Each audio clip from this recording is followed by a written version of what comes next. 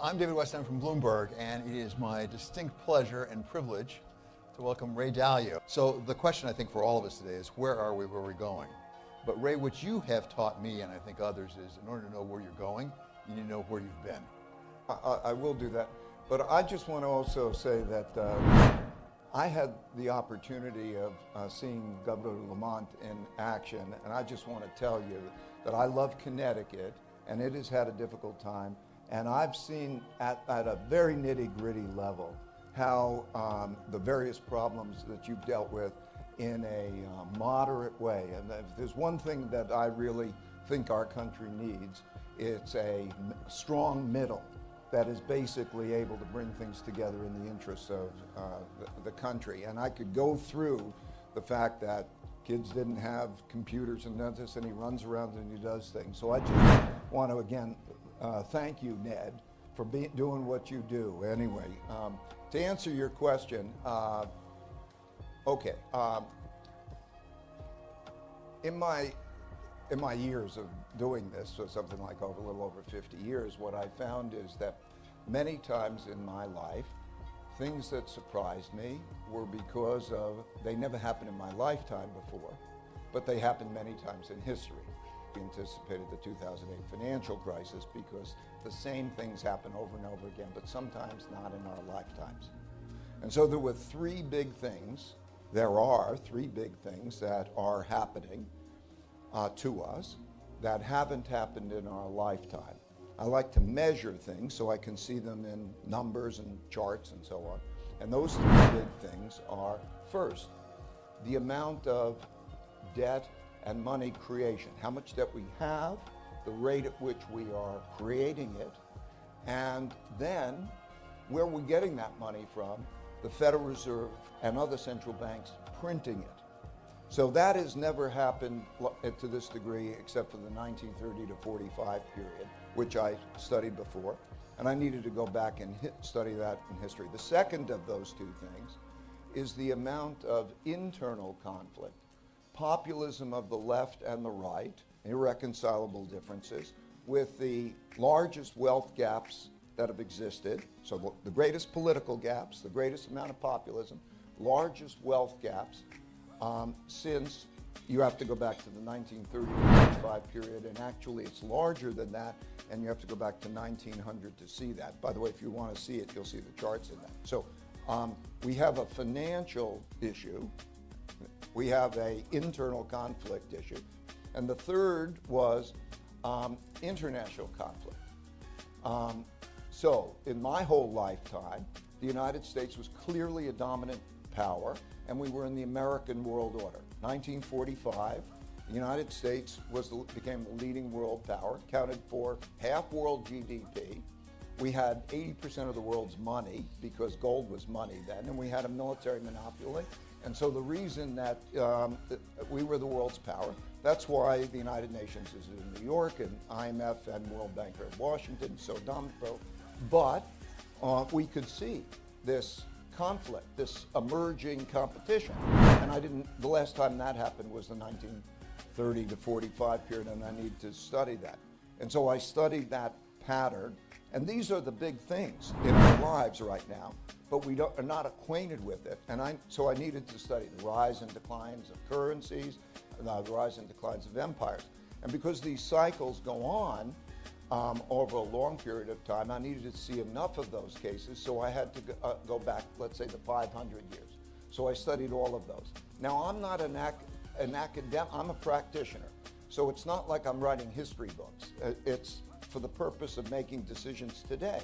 So what I learned there has been important in our positioning in the markets right now.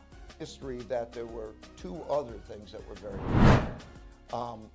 One was acts of nature actually toppled more civilizations, killed more people than the others that I just mentioned.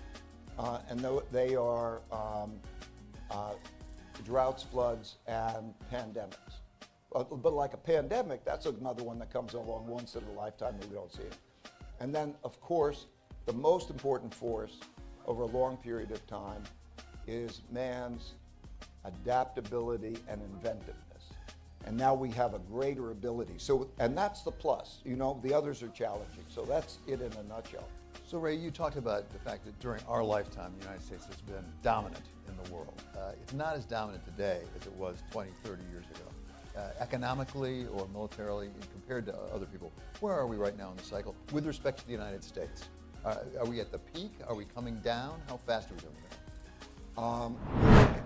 that? Again, when I say these things, I use measures. There are 18 measures of health, and you could see them in the book. And they're measures of things like what is your percentage of world GDP, what is your percentage of exports, how your reserve currency, but also what is your education level of education, what is your competitiveness, 18 measures of that. China has been the leading competitor. I've been having, not since 1984, I've been going to China. Watch it, since I started going there, per capita income has increased by 26 times. And so if you use measures of comparability in military, technology, share of world GDP, all of that, you see that. That is the only real power. There are military powers, but history has shown if you're a military power and you're not an economic power, while you may be a threat, you're not going to win the war. So that's what the picture looks like. So if you go back, and we could see it, right? We can see it in our various ways. If you go back 500 years as you did, you have the Dutch, you have the British, you have the U.S. Can a civilization, an empire, as you describe it, change at least the slope of the curve? And I'll give you a specific example right now. Your first thing was creating a lot of debt, creating a lot of money, generating money. The Federal Reserve right now is trying to reverse that process. Could that slow down the decline? Well, I'm going to take the second, what the Federal Reserve is doing in a second, and I'll deal with the first. It's all a matter of basic. You earn more than you spend. Okay, do you have a good income statement? And do you have a good balance sheet? Do you have one or two parents who care for you and give you the guidance and the values?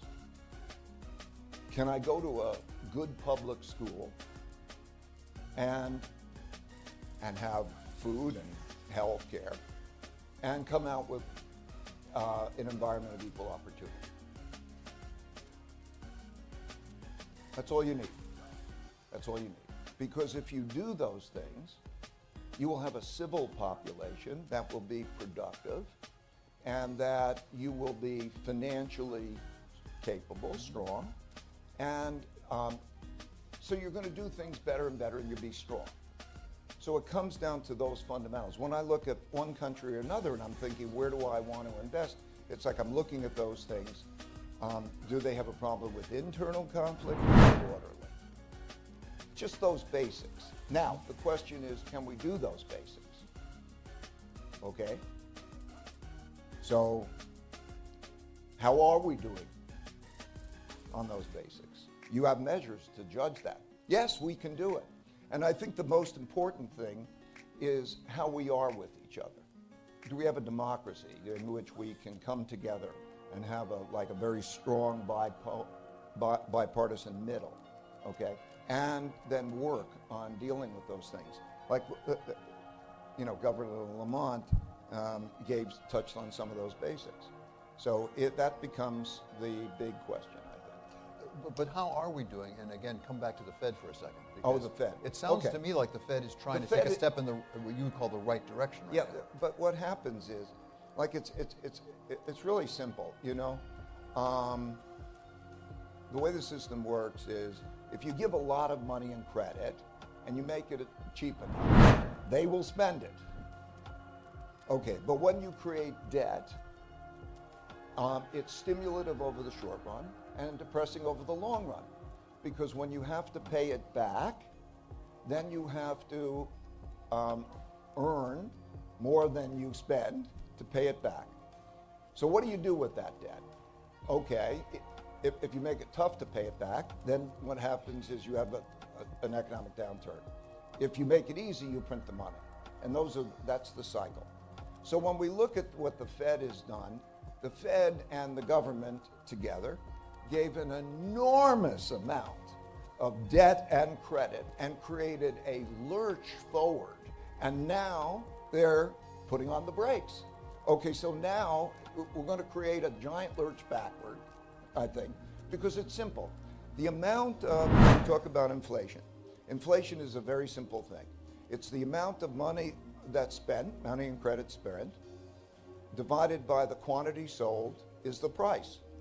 And so if you take that money away, then you can't get rid of inflation. The way you get rid of inflation is to get people to spend less. And that is what an economic downturn. So the cycle goes like that, and then when you get to the point where, let's say, the economic pain is greater than the inflation pain, then you see them do the opposite. So we're going through that particular cycle. So it's, I think, a delusion to believe that, okay, what they're going to do is deal with inflation, and it'll all go away because they'll deal with inflation by doing that without realizing